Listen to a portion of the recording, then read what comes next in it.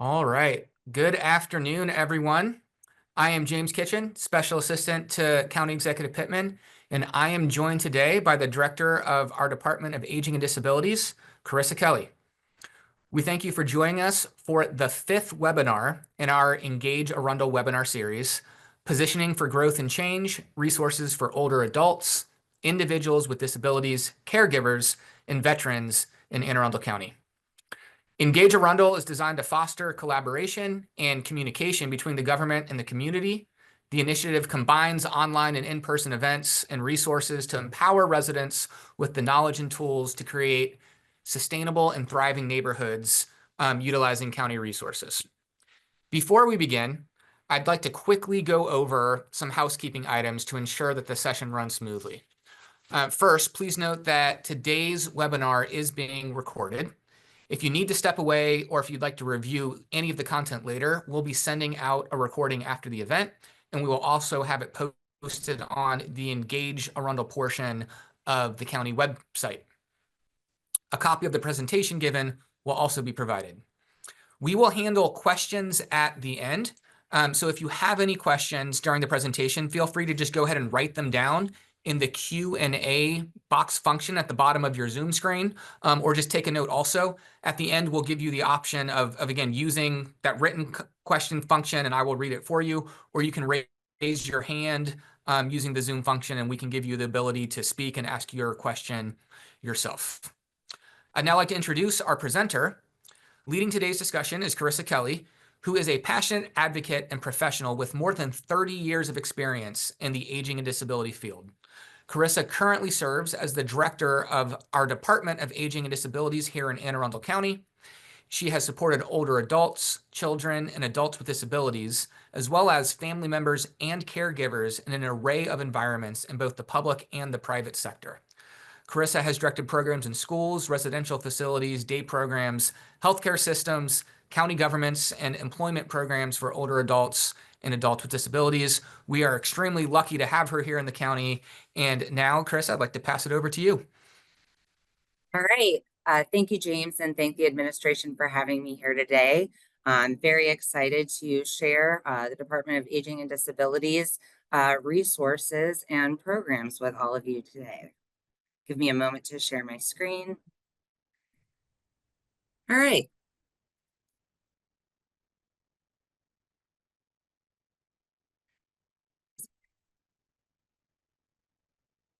My slides aren't advancing. Oh, there. All right. Okay. We can see it. All right, great.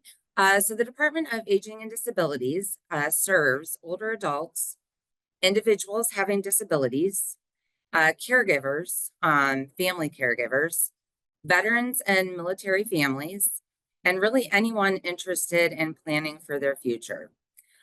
So if you come to us in person at one of our customer service centers or give us a call, whether you're eligible for a service or resource, doesn't matter. We'll connect you with our partners at both nonprofit and public sector and meet your needs no matter what category you fall in. You'll see, towards the end of going through resources, services, and programs that really Anne Arundel County, Maryland, and nationally, we are really positioning this population for a lot of growth, as we've seen in the past decade with the boomer generation, and a lot of change moving forward.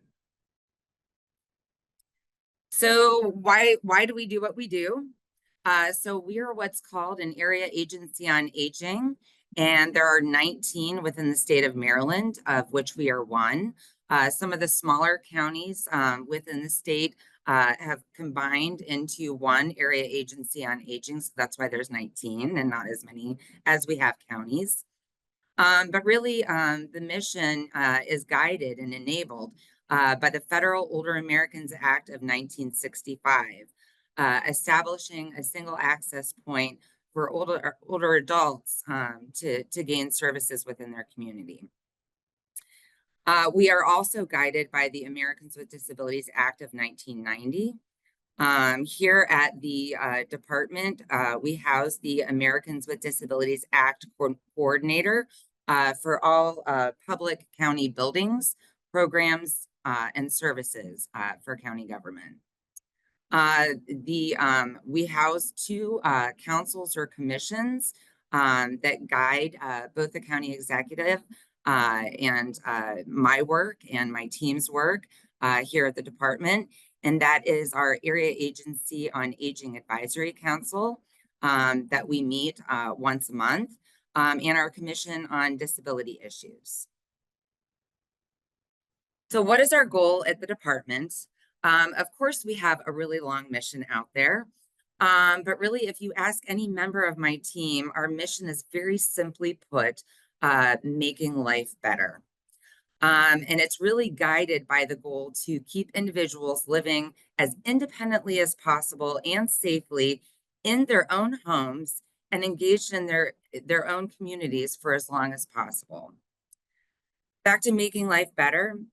My team will tell you that no matter what the circumstance, what the resource, if an individual is eligible or not eligible for a specific program, is that after engaging with us, that we've made that individual's life a little bit better than what we found it.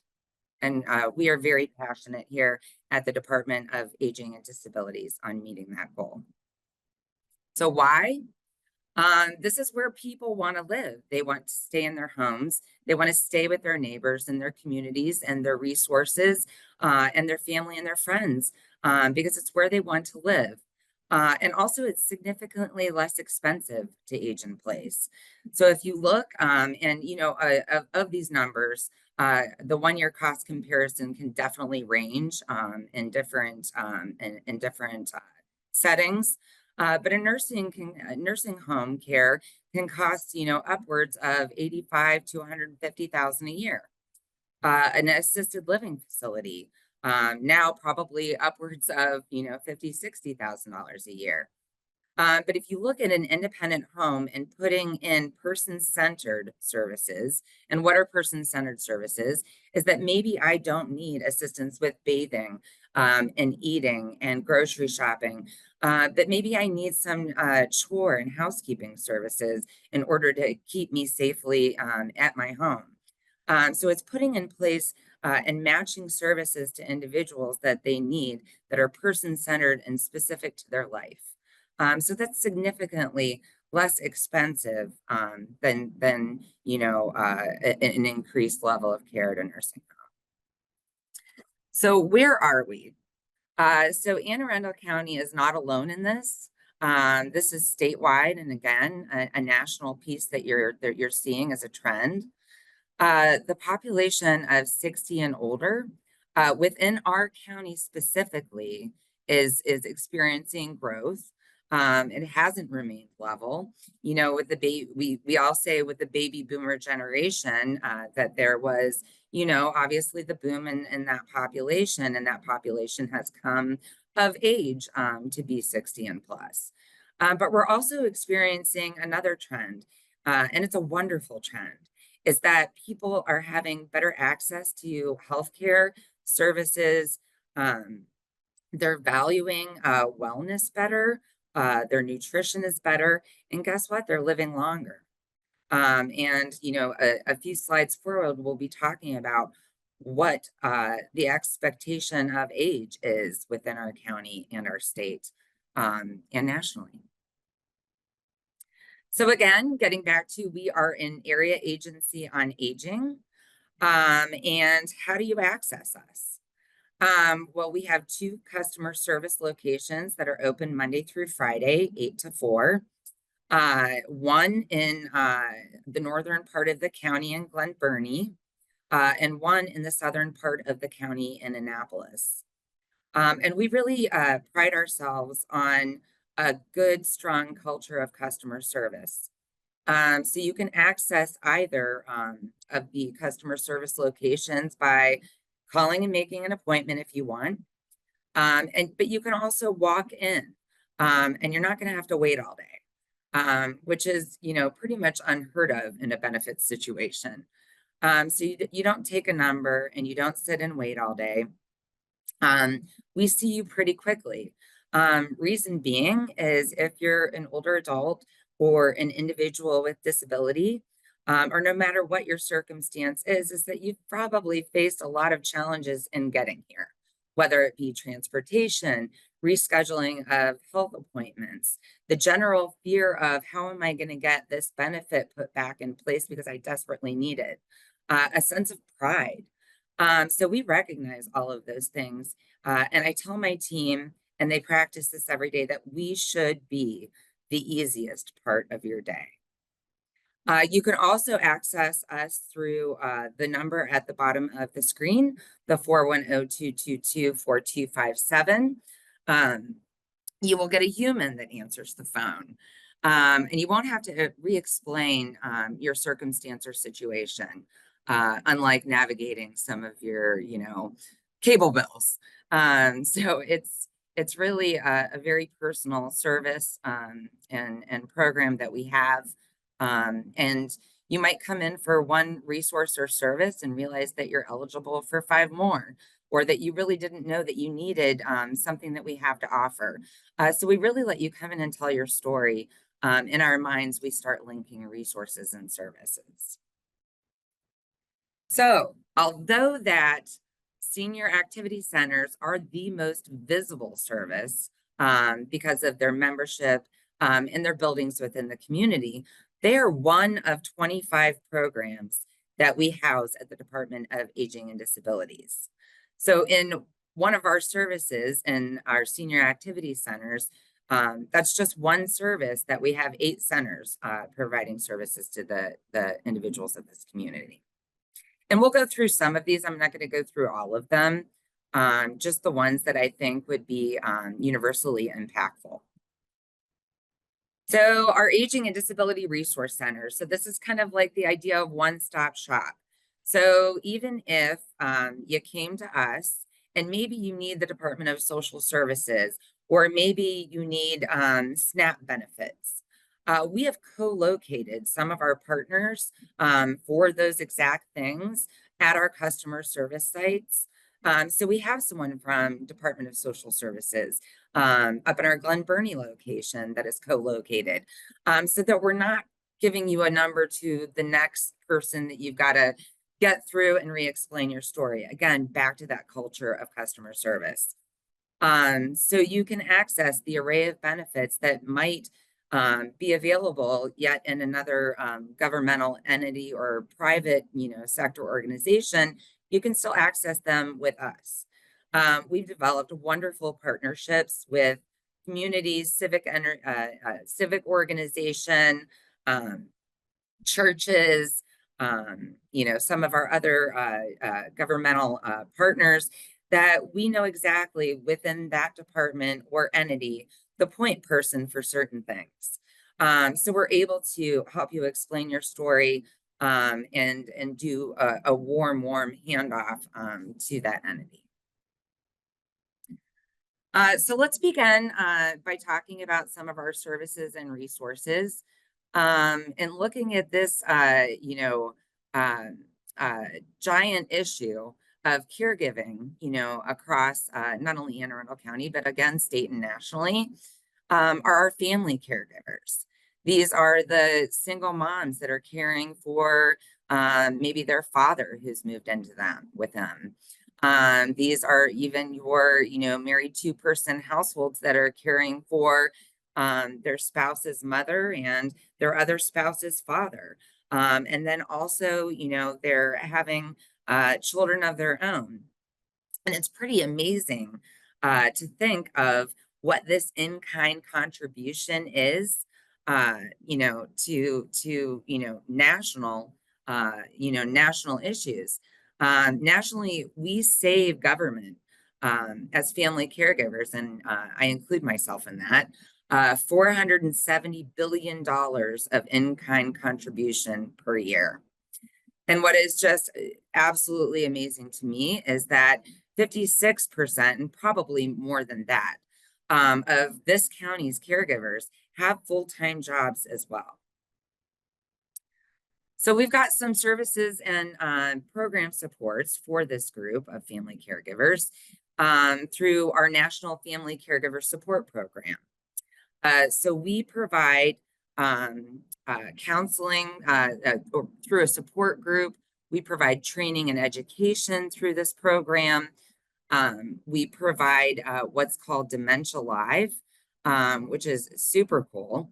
This is an immersive experience on what it's like to have a dementia or an Alzheimer's diagnosis and really put somatically yourself in that position to better understand what it's like and what that loved one that you're caring for is experiencing. But this program offers an array of different services.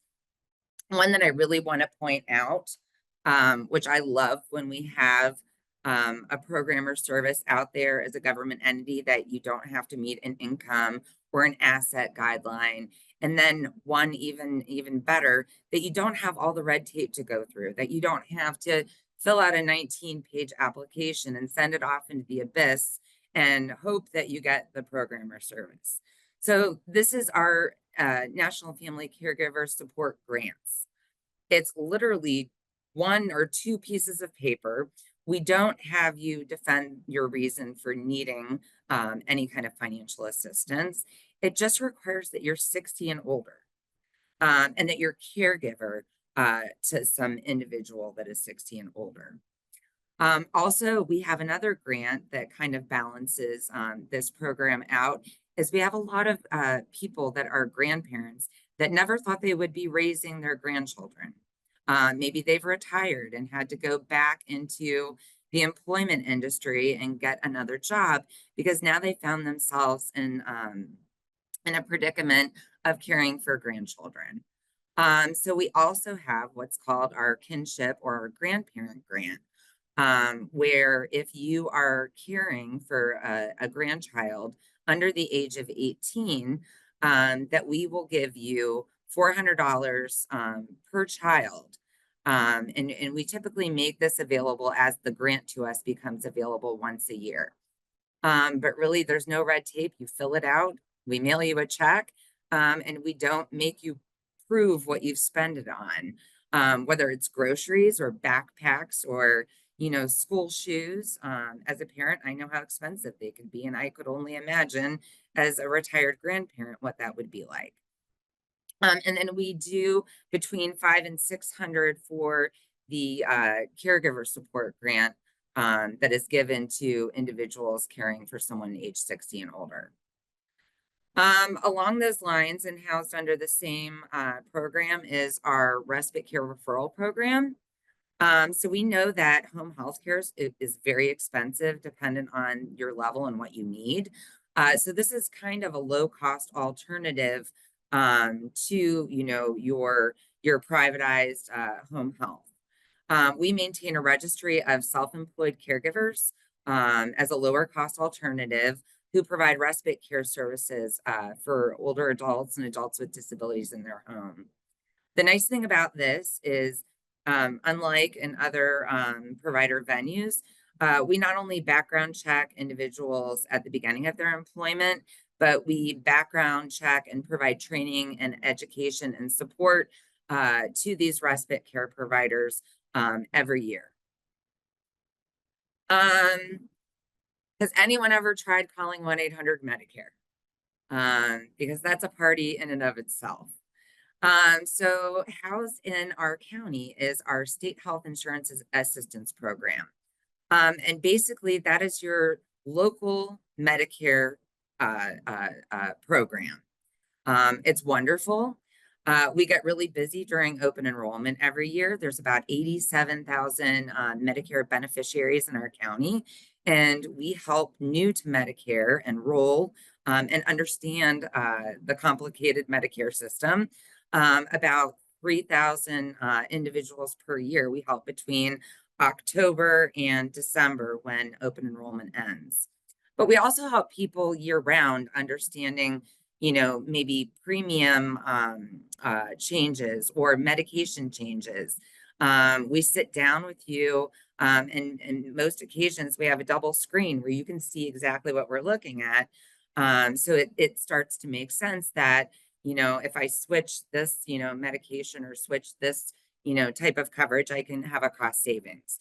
So we'll sit and go through your plan with you. We have a tiny team of 3, but we have a robust bank of volunteers who are fantastic, and who have been with us for some of them more than a decade. So we're your local Medicare office, and we're really easy to access. Another program that I wanted to go through is our ombudsman program. So we have in our county 14 large nursing homes. We've got 20 large assisted livings, and then we've got about 126 of our small neighborhood 4 to 16 bed facilities. These are your quietest neighborhoods. I just even realized that I had a single family home within my neighborhood that was a small assisted living. So the ombudsman program, they're resident rights driven. So they advocate for the residents of these facilities. They investigate abuse and neglect in coordination with Adult Protective Services and the state ombudsman, and really promotion of well-being of the residents in those nursing homes and assisted living facilities. They attend resident rights council meetings within those facilities, but they can be contacted, at any time to assist any type of abuse or neglect, or as simple as my food is cold. So we can help with an array of complaints or non-complaint issues that we find within these facilities. And I want to also include that the number that I had mentioned earlier, the 410-222-4257, if you memorize no other number, that will get you through to all of these. Another thing that we do is we operate the Senior Assisted Living Group Home Subsidy, or SALS program. So this is a state subsidy. It is income asset contingent for individuals that need a level of care to enter a small 4 to 16 bed assisted living. Again, there's 126 in the county. And the subsidy that we provide towards the cost of care is roughly about $1,000 a month. Guardianship. So the Department of Social Services is guardian to children, guardian of person that's court appointed. We, the Department of Aging and Disabilities, are guardian to individuals who are 65 years of age or older, who have no family or friends that want to assume the responsibility for medical care decisions. We are not guardian of property.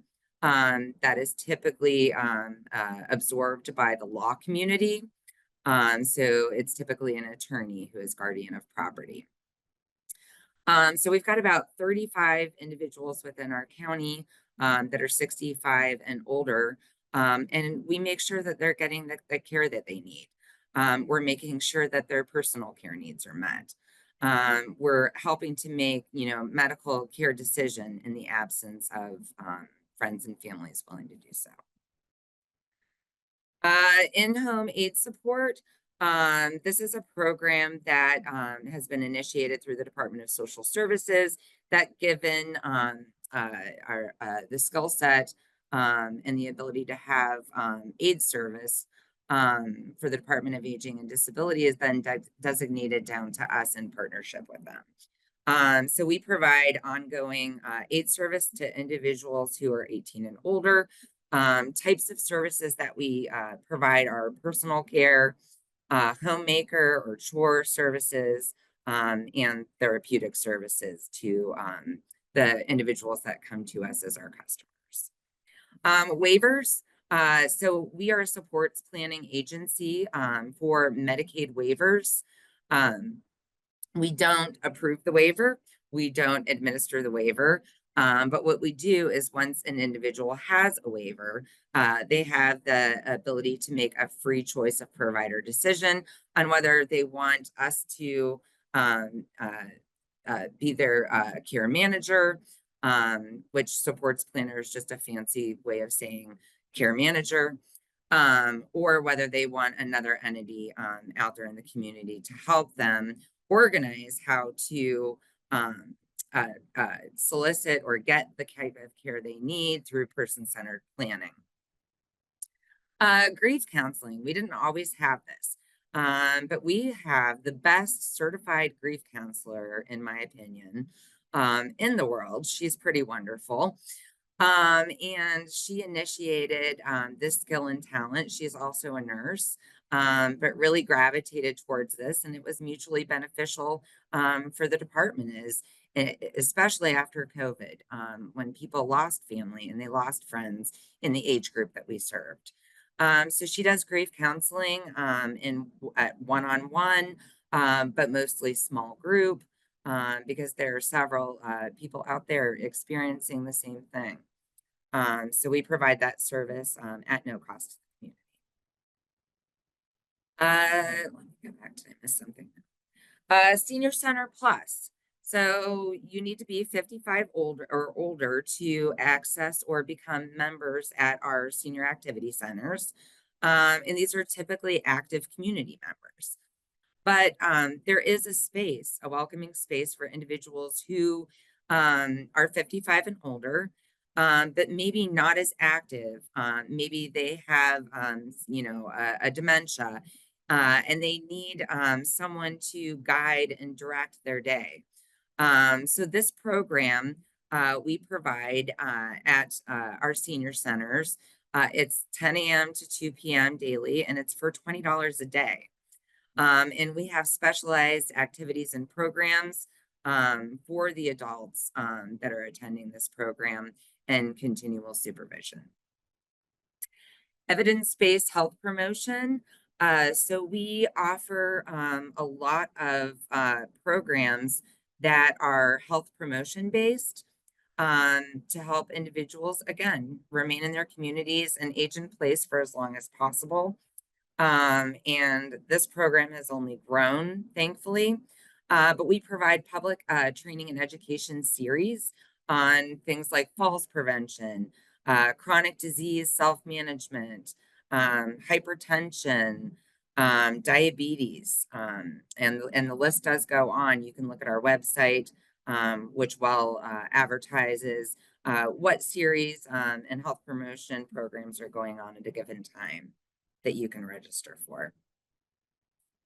Senior care program. This is income asset based. So I always like to point that out.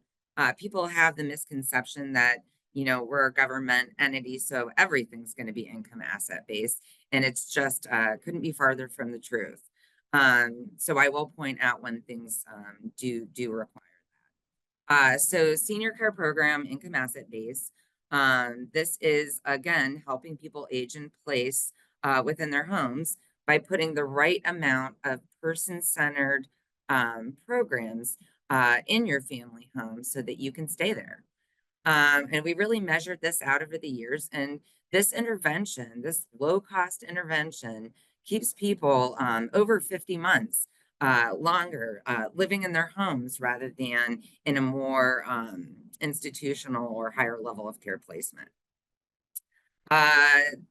Most visible are senior activity centers. There's 8 in our county, as you can see, with the recent addition of the Severance Center, that is more of an intergenerational community, as we are also housed with the Boys and Girls Club, as well as the senior center side. All 7 centers operate Monday through Friday, 8:30 to 4. But the Severn Center is a unique model that we have tested out for the past, I think, year and a half now. And they are open 7 days a week from 8 in the morning until 8 at night for, planned community activities as well as our senior activity operations. Loads to do in the senior center. You can choose to partake in everything during a given day or just come out and use the fitness equipment. Each center is really It really mirrors its community. So all the centers are going to be very different, which is wonderful. You can find at these centers a robust amount of activities from community college classes to Tai Chi to gardening to glasswork. We have live bands that come out. We offer trips that are not only out into the community, like places like Walmart and restaurants, but we also have every center having a trip committee in a trip office, and they go to the Caribbean or the Biltmore Estate or Canada or a dinner theater. So there's just such a wide range of activities. Also, where can you really use state-of-the-art gym equipment and not have to pay a monthly fee? These centers are free. So it's like having a free gym membership if that's all you want to come and do and join. We have card clubs, we have pool tables, we have pool leagues. I could go on and on all day, and I would still not capture the amount of activities occurring at the centers. In addition to all of the activities and ability for socialization at these centers, we also run our nutrition program out of the 8 senior activity centers, where we provide meals um, uh, 5 days a week. And we also have meals going out to 13 community sites. 5 days a week as well. In addition to offering, the meal service that we do, we also branch out into nutrition education, produce distribution. We've done gift card community programs in the past to help individuals with the cost of groceries and shopping. We have an innovative new nutrition initiative forthcoming, which I will let that director share when it's time. But we do things like special meals. We do cultural meals within the community, from Chick-fil-A to Maggiano's. Oh, let me go back to that. In addition to our community sites, we also partner with Meals on Wheels to deliver a daily meal to our homebound individuals who aren't able to get out into these community locations. Disability and community services. So again, I think I already went over this, but we house the ADA coordinator for all of county government to make sure that Anne Arundel County government is fully accessible and usable by all people. We also have specific oversight for Title II obligations under the Americans with Disabilities Act that I reviewed earlier. And then we also have a program that's new as about 3 years ago, I think. It's our Assistive Technology Lending Library. And this is a pretty cool program. So rather than knowing that you need an accommodation and buying this very expensive switch or this very expensive computer program, we lend it to you for 30 days. So you come to us and say, hey, I'd like to be more independent in this area. And our ADA coordinator works for you on the piece of assistive technology or adaptive equipment that would work best for you. Then we lend it to you for 30 days. So it either doesn't work and we lend you another recommended piece of equipment until you find the one that's right for you. But if you do find the one that's right for you, then we work with you one-on-one to find a grant to buy your own device. So I love this program. Another well-loved program and new to the Department of Aging and Disabilities at the support of this administration is the Veteran Services Coordination Center. So we developed this a couple years ago, and this number is separate from the one shared earlier, where veterans and military families can call and access benefits that range from I need help with housing, or I need help, applying for veterans aid and attendance for myself, or it could range from I need a veteran support group to talk to. I need family members that are experiencing the same thing I'm going through. Can you identify that for me? So the range of options on this is limitless, but we do have an individual who works with veterans through this line and connecting them to resources and programs. We also have two programs that are very highly specialized, um, supporting high utilizers of the hospital systems of care. So maybe they don't need to go into the ER, but they're going in for social reasons, meaning I can't refrigerate my insulin, so I'm not using my pen, which is causing me to have to go to the emergency department 9 times a week. So we really go in and work with these individuals, both our nurses and social workers, to wrap services around these individuals. And we do so in partnership with the University of Maryland, Baltimore Washington Medical Center. So that's one program. Another specially designed program, once we realized that we could reduce emergency department visits, because nobody really wants to go to the emergency department. But if you don't feel like you have another option, this is where you end up. So we realized we did a really great job in this area. And the team that works on this program is simply amazing. They're miracle workers. But we decided, hey, I bet we can look with the fire department and look at frequent callers of 911. Individuals who maybe are calling 911 because they can't get up their stairs. But if we go in and put adaptive equipment in their home, they can be more independent and they don't have the need, to call a crisis line for something that they can now do independently. So again, specialized programs along the same lines. And these are really referral-based programs. Where am I on time? I've got a few more minutes. Our taxi voucher program, we provide discounted taxi cab coupons to individuals that are 55 and older, or 18 and older with disabilities. So again, just cutting that taxi cab price in half for eligible individuals. What did we do in COVID? Well, we didn't stop.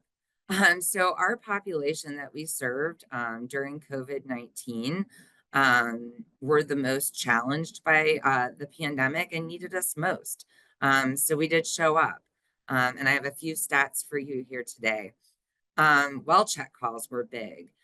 So not just of, people under our purview of case management, but senior center members that we hadn't seen in a year because the senior activity centers closed.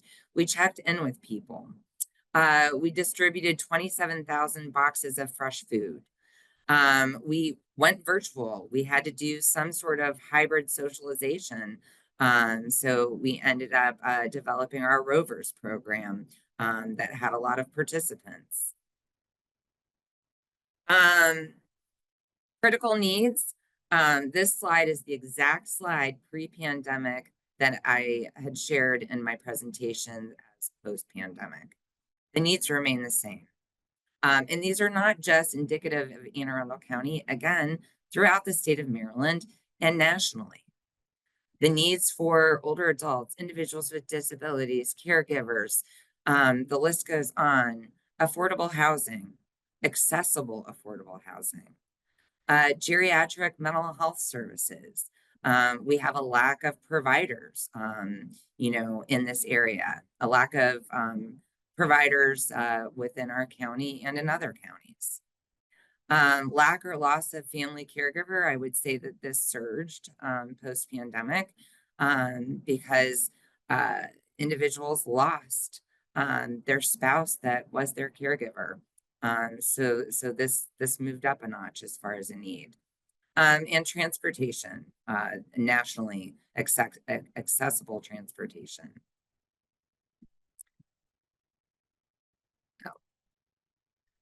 So where do we go from here? So again, I mentioned an age at the very beginning of my presentation. It used to be, I think, when I started, not in aging and disabilities, but in this county, that when we had an individual turning 100, it was a huge deal because there were very few individuals that were turning 100. Now we have several individuals that are turning 105, 110, that we celebrate, which is amazing. Not just in this county, but the state of Maryland, such that our new Secretary Carmel Rokes, she is the head of the Department of Aging for the state of Maryland, has developed a new initiative called Longevity Ready Maryland. And very simply put, it's planning for 100. We are now planning to live as a society to 100 years of age. So this is basically a multi-sector plan on aging. Can any one entity wrap services around an individual to help them gain a lifetime of services? No. But through working through our partnerships, both at the state levels and local jurisdictions banding, we can help individuals live longer and healthier lives. This multi-sector plan on aging is really looking at 4 epic goals. The first of which is building a longevity ready ecosystem that connects our stakeholders to enhance quality of life for these folks. Promoting economic opportunity of a multi-generational workforce. So if I'm living to 100, maybe I'm not going to retire until I'm 70 or 80. So expecting, people to want to stay in their career paths for longer with the institutional knowledge and the wisdom that they have. Preparing Marylanders to afford longevity, through improved access to housing, healthcare, retirement planning, and optimizing health and wellness and mobility through making that investment in nutrition, health literacy, outdoor spaces, public health, transportation, infrastructure. So this not only touches, our government or state agency, but it goes well beyond into our civic organizations, our community stakeholders. It really is going to take a shift and change in how we view aging and planning and positioning ourselves for that growth and change. As a department, we continue to work on initiatives to improve and assimilate with Longevity Ready Maryland and growing and positioning ourselves. During this administration, we've expanded our South County Senior Activity Centers to add on more public space for members, for a growing number of members. So we're seeing growth everywhere. We built the Severn Intergenerational Center, and now we're looking in Arnold to break ground. We've increased our utility and eviction prevention assistance to help people really concentrate on keeping their homes and keeping them affordable. We've initiated mental health team training, working with the community because we know that that's a need. And we're exploring transportation services to augment existing programs. So there is a lot going on, and we'll continue to be innovative as we prepare for this growth. And that's what I have. So I can take any questions at this time. All right. Thank you, Carissa, very much. So we do have several questions that have been put into the Q&A box. So I'll just encourage everybody, if you want me to read your question for you, you can add it to the Q&A box. If you would like the ability to just raise your hand and ask it yourself, click the raise hand function at the bottom of your Zoom screen, and then I will give you the ability to unmute yourself and you can ask your questions. All right, but let me go through some of these online while people raise their hands. Pam Scarborough asked, when will this webinar be posted and available to share with citizens who wish to apply for respite care for in-home relatives. And we will try to get this posted by the end of the week, hopefully tomorrow, but Zoom will send it to me when it's done. I will get it to our web team to clip how we need to upload it to the county YouTube channel, and then we'll put it on the Engage Arundel page and email it out to everybody. But hope to have that done in 1 to 2 days from now. And then I will move. Let's see. I'm gonna let Dr. John Norville has his hand raised, so I've given you permission. Can you unmute and ask your question, sir? Yes, thank you. Excellent presentation. I am 88. I'm familiar with the senior centers. I play drums professionally with many groups entertaining seniors, so I'm quite familiar with that. Question is there a income or a savings dollar limit on availability? In other words, if you have an income, fixed income, but generous, or a reasonable savings, is that a factor in any or some of these services? Again, thank you for an excellent presentation. Yeah, absolutely. And it's nice to meet one of our members. Nice to meet you. So I pointed out throughout the presentation those programs that required that income and asset threshold that is a qualifier for them through the state of Maryland for the funding. But a lot of them are Older Americans Act programs that just have an age requirement. So you could be a billionaire, and as long as you're 60 and older, we can help you with a program or service in those that are funded through the Older Americans Act. Having said that also, there's a huge misconception out there that there are income asset thresholds on every program. So I don't need the Department of Aging and Disabilities. But that couldn't be farther from the truth. We find a way to help and make things work. So definitely give us a call and let us help in our effort of making life better. All right, thank you. So ones from the chat box, we've got Karen Selahai has asked, are there any transportation options relative to the Senior Center Plus program? And also, can you explain the primary difference between the senior activity centers, the 8 of those, versus the stuff on the prior screen that talked about the $20 a day senior program? Sure. So let me answer the transportation first. So we have that paratransit program as a county, and that is housed at the Office of Transportation. So I don't have their phone number at the ready, and I don't want to give out misinformation. But you would call them to schedule a free ride to our 8 senior activity center locations. And I believe the second was about Senior Center Plus program. That's the $20 a day versus a typical membership. So it costs absolutely nothing to be a member of one of our senior activity centers. It requires that you're 55 and older. And once you're a member at one, you're a member at all of them. So you could travel to one every day of the week if you wanted to, or just access one in the community that's closest to you. The difference between senior activity centers and the Senior Center Plus program is the Senior Center Plus program is designed for individuals that are 55 and older, but due to, maybe a cognitive challenge or a dementia or some, other mobility issues, that they require a little bit more than the ability to go and schedule your classes and access things independently. So we have Senior Center Plus staff that stay with those individuals throughout the day, helping them to engage, with the senior center members. All right, thank you.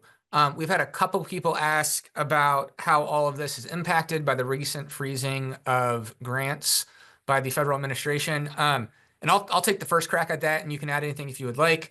But right now, our position is just that the administration is working very closely with our partners to understand the impacts of that guidance that was given down.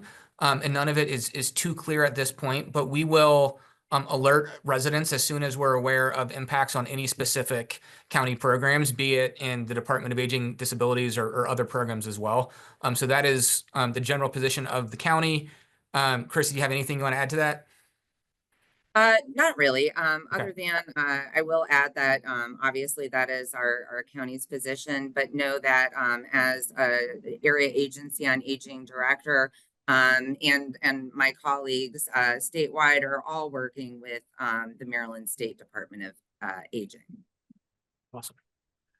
All right. Demita Strong Owens has raised her hand. I believe I've given you the ability to unmute yourself and ask your question. Awesome, thanks. Are you able to hear me? Yes, ma'am. Yes. Okay, sorry about that. I had to connect via multiple devices. So first question, going back to the nutrition program at each activity center, where do you sign up to receive the help with groceries?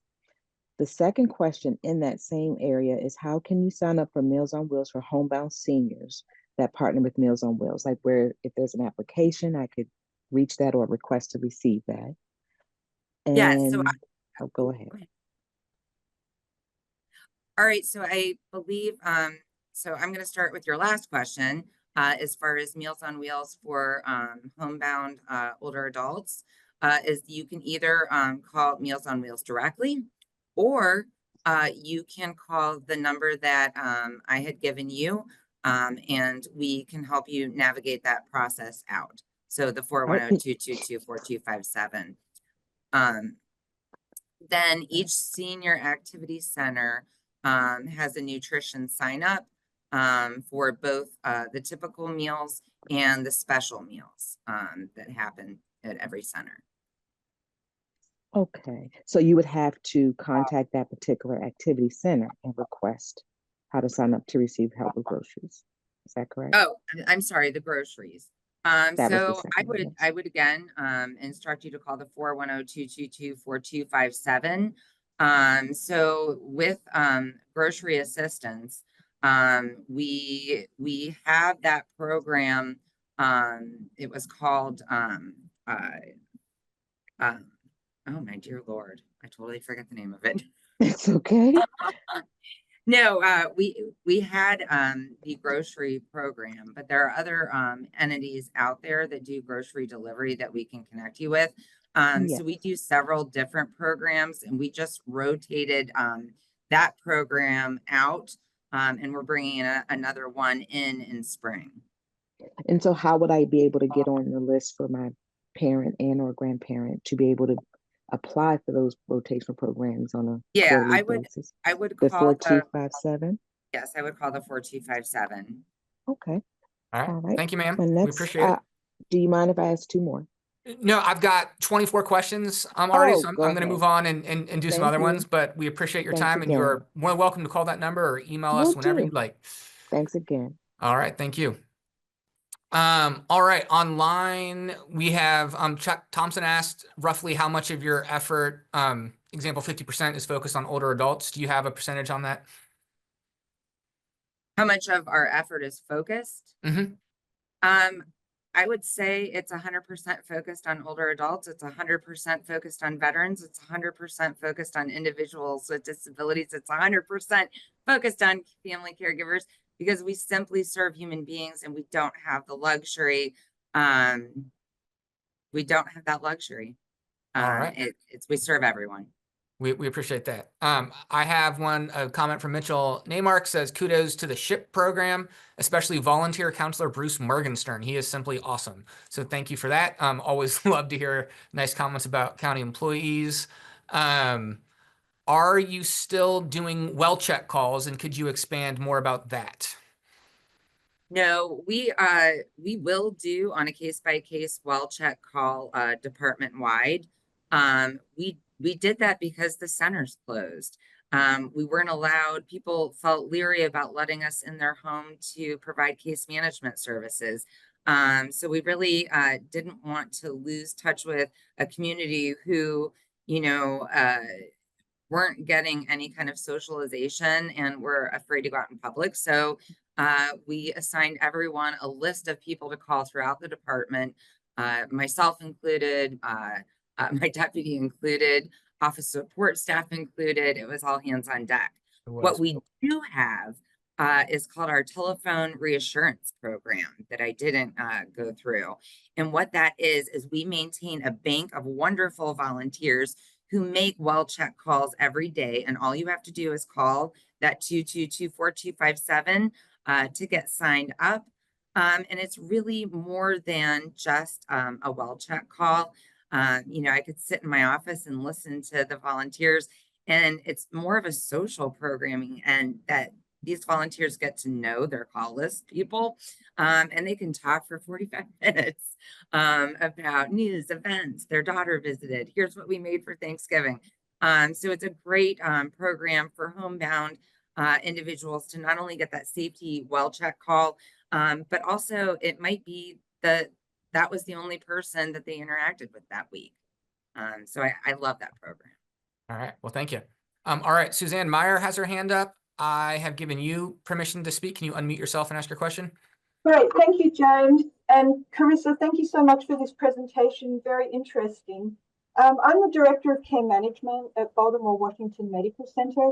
And one of the things we find often is that people that are aging in place at home, a lot of them eventually get to the point where they have dementia, they're unable to care for themselves, and they end up in the hospital. Family can't manage them anymore. And we find that they often don't have any advance directive or any POA or anything set up. And it delays their discharge from the hospital because we can't place them in a facility because nobody has access to the patient's finances. I'm wondering, is there a community program that works with people that are aging in place to educate them about POA, about rep payee, those kind of things, so that we would have that in place before they end up in the hospital and we have a barrier to discharge because we can't access their finances? Sure. And so I know that our busy outreach season is between April and October each year, and we attended, I want to say, upwards of 200 community outreach events, running from, you know, the Pride Parade to a church to, you know, Kunta Kinte Festival to a library. We were everywhere, and we always bring with our 5 Wishes brochure. Speaking of advanced directives, and we also bring with us our community folder, which keeps track of all your medications, your assets, all in one place for that individual. But I definitely understand and sympathize with that, because oftentimes, even when there are situations with the hospitals where the county becomes guardian, we are then waiting on the guardian of property to review all those assets and income. Reason being is I can't find a home for Suzanne Meyer if I don't know what she can afford. So oftentimes those individuals are staying in the hospital till the attorney can review those income asset limitations to determine where we can make a person-centered decision to make placement. Right, got it. Thank you. Yes, our guardianships fluctuate a lot, and they tend to sit in the hospital here sometimes for 3 to 4 months, waiting for a court date to appoint somebody for decision maker and for guardian of property. If there's any way you want to partner with us to try and help speed up the courts a little bit on any of those guardianship cases, we would be open to considering that. Awesome. Well, thank you, Suzanne. We appreciate it. All right, going back to the chat box or the Q&A box, do you offer any service to do a review of needs and current services in place to understand the gaps in availability of additional services that could help out an individual? Oh, yes.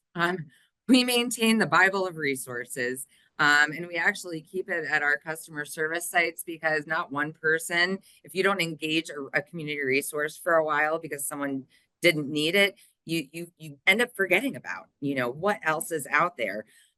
So we've got a lot of institutional knowledge. And again, it doesn't matter if the program's housed at the Department of Aging and Disabilities. Come on in.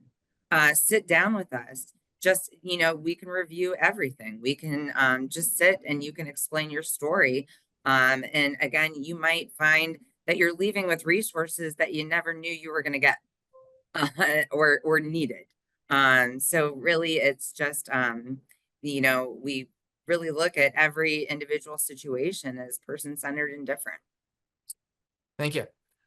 Pam Scarborough asks, what is the average turnaround time between applying for respite care and the granting of services? So this is, so again, and maybe I should be more clear. So we maintain that registry, but the contract is between the respite care provider and the family or individual that's seeking services. However, when you call us, because we maintain that registry, we can give you, a few names right away to call, and then it's up to you to set up the initiation of that. Awesome. So we are at time, but Ms. Kelly has graciously agreed to stay on for another 5 to 10 minutes maybe and get through some of these questions. We have lots. So we will try to push through what we can in the next 10 minutes, but I will have to end this at 1:10. And then we will follow up with people if we haven't gotten to yours yet. But appreciate you being willing to stay on a little bit more. That said, we will send this recording to everyone. And so if you do have to get back to something, we will make sure you get a copy of it. So how does someone qualify for in-home aid support? That's a question from Audrey Beer. So that is a level of care that is an income asset. I don't have that number right in front of me, but you can definitely reach out to the number and they can let you know what the qualifier behind that is. Okay. And a similar question from an anonymous attendee is, how long is that wait list for in-home care services? That I don't have at the ready. Okay. So that was anonymous. If you'd like to send us an email, we can get that information and try to follow up with you. We have an anonymous attendee asking if we can get some stomach machines. TKS. I'm not sure if that refers to some exercise equipment in a senior center or not. We have another anonymous attendee who asked, how may one get a list of the nursing homes, assisted living, small and large organizations that are in the county? So that is on our website. We do have the assisted living housing list on the Department of Aging and Disabilities. And we do maintain currency, even with the small assisted livings that have grown exponentially in the past 10 years. Okay. Audrey Beer also asks, is there a wait list? Can I go back to that really Yeah. quick? So, it's not, I'm letting you know where to find the list, but honestly, we have an assisted living housing program where we can't point you to one facility, but it's helpful if you talk with that person through our program, because you might say, find me 3 that don't have stairs. My mom can't do stairs, or it needs to be in a home with all females, or it needs to be on a big space of land with lots of greenery. So we can really go into your loved one's needs to kind of see, hey, it sounds like that individual would prefer living somewhere, in Glen Burnie that they've lived all their life, things like that. So we can help you with that. Also, the contracts with assisted living providers, we can help you, guide you through that, because that can be tricky. And we're in those facilities all the time. So we really know them intimately. Awesome. Thank you. Suzanne Traynor asks, what other transportation options are available for citizens with disabilities who cannot drive besides the taxi voucher program? So we hold the just the taxi voucher program at this point. But if you have ride specific needs, we can help liaison those questions with our Department of Transportation here at the county. We have a great relationship with that department, and they have several different mobility programs for older adults and individuals with disabilities. Yeah. And I just got on their website on my cell phone. So I think the phone number, the general office contact, and just ask about the Parrot Transit Services, which is available to adults over 55, and then folks with disabilities that are younger than that as well. But the number is 410-222-0022. So that's 410-222-0022. All right. Are there social activities for adults with disabilities? Can the person that wrote that expand on that a little bit? Are we talking about within our senior activity centers? Um, let's start there. That's an anonymous attendee, so I don't know who to ask, but that is how the question Right. is phrased. So absolutely. And we offer accommodations in all of our buildings and all of our activities at the bottom of every communication that goes out. That individuals with disabilities that need accommodations that we can work to modify for your enjoyment and your socialization. But there's other groups that, are out there that we don't run. Looking at Special Olympics, looking at Best Buddies, looking at there's just a wide variety out there of activities, programs, resources, services, peer groups. And again, going back to the giant Bible of resources and services, that's probably where we're going to find it. And we can help you find something that, that fits your personality and your needs. Thank you. Lily Openshaw asks, by 2045, is it true that a quarter of the county population will be over 65? Yeah, 27.1%. And that can be found on the Maryland State Plan on Aging on their website. And there is a percent increase change listed. I believe it's on page 9. So you don't have to read 300 pages. It's on page 9 of that Maryland State Department of Aging plan, and it will show you the percent increase for every county. And we, of course, are second under Allegheny.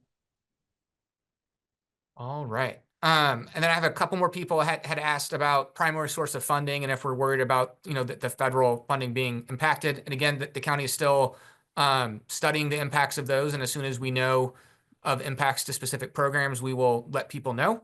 But we are diligently working with our partners to understand those impacts. But can you talk really quickly just about, besides federal, just sources of funding for the different programs for your department? Yeah, so I will begin with, we have approximately a $12 million budget. Our primary source of funding is our county local dollars that we receive in our budget. We also receive Maryland state grants that we apply for. We apply for them routinely each and every year without fail. And our Federal Older Americans Act dollars that we apply for every year. We have, also fee for service programs that we run through and bill Medicaid for. And we put that back into the community as far as the funds that we receive for that.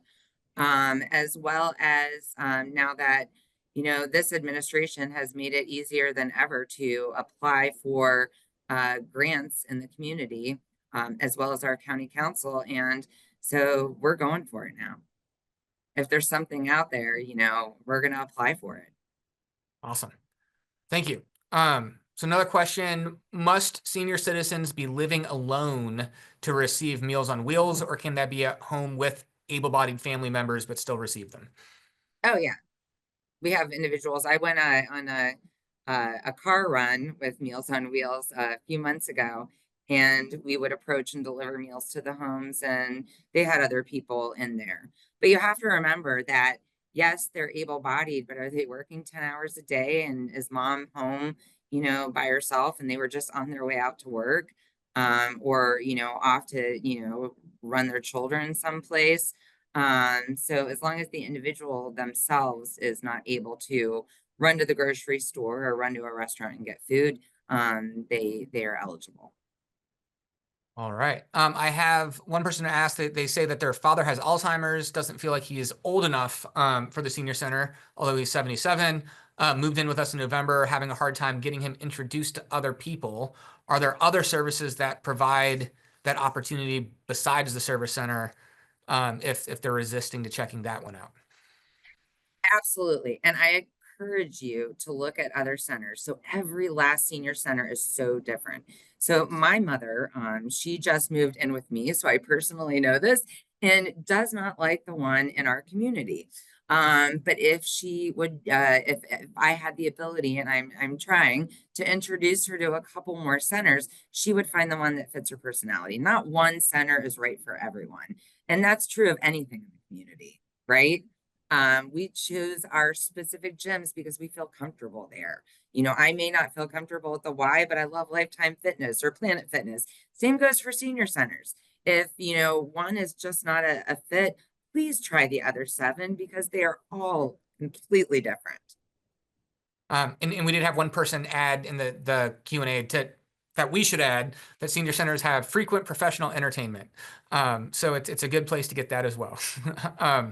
But we are at 1:10. I apologize. I know there are still more answers that we've not gotten to, and we will do our best to follow up on those. But you can feel free to call that number or email either one of us directly. My email is james.kitchen@aacounty.org. And we will follow up if we were not able to get to your question today. Thank you, Carissa, for giving us an extra 10 minutes of your time. I know you're incredibly busy. And for everyone, I just say, hey, thank you for attending and for sticking with us this long. And just keep an eye out for our February webinar that we'll be doing. It's going to be on mentoring and how to support youth and bring them up. So that'll be exciting. Look for that announcement. And again, we will follow up with the presentation and with the recording when we have it ready to go. Everyone have a great afternoon. Have a great afternoon.